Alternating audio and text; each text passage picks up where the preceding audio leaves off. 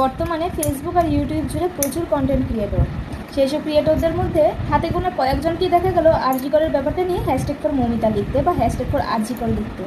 বেশ কিছু বড় বড় কন্টেন্ট ক্রিয়েটর কাউকেই দেখিনি আরজি করের ব্যাপারটা নিয়ে একটা পোস্ট করতে। ওদের পোস্টের মধ্যে শুধু রিচ, এঙ্গেজমেন্ট, ফলো কীভাবে বাড়বে, স্টার কীভাবে পাওয়া যাবে, ওইসবই ভরা। ওইসব তো চলতেই পারবে, অন্তত একটা দিন কি আমরা মৌমিতার জন্য দিতে পারলাম না? আমরাও তো মেয়ে। আজকে যদি সে জাস্টিস পায় তাহলে প্রতিটা মেয়ে স্বাধীন হবে, প্রতিটা মেয়ের স্বাধীনতা বাড়বে। আর 14 তারিখে রাত জায়গায় জায়গায় জমায় কিসের জন্য? সব মেয়েদের স্বাধীনতার জন্য। সবাই মেয়ে, মেয়েদের একা চলার কোনো অধিকার নেই এখনও 2024 সালে দাঁড়িয়ে। সেই জন্য কি আমরা একটু করতে পারলাম না? আমাদের এইসব ফলোয়ার্স, লাইক, কমেন্ট এগুলো তো চলতেই থাকবে। আমরা ভাবতে গেলেই অবাক লাগে আরজি করের ব্যাপারটা নিয়ে একটা মেয়ে চলে গেল এইভাবে, তাকে নিয়ে একটা পোস্ট তোমাদের পেজের মধ্যে দেখতে পেলাম না। সোশ্যাল মিডিয়ার এত জোর, সোশ্যাল মিডিয়ার দ্বারা কত জায়গায় কত কিছু পৌঁছানো যায় খবর। তোমরা এত বড় ক্রিয়েটর হয়ে তোমাদের এত এত ফলোয়ার্স, তোমরা কি মৌমিতার জন্য একটা পোস্ট করতে পারলে না? তাহলে তো জিনিসটা অনেক দূর পৌঁছতো।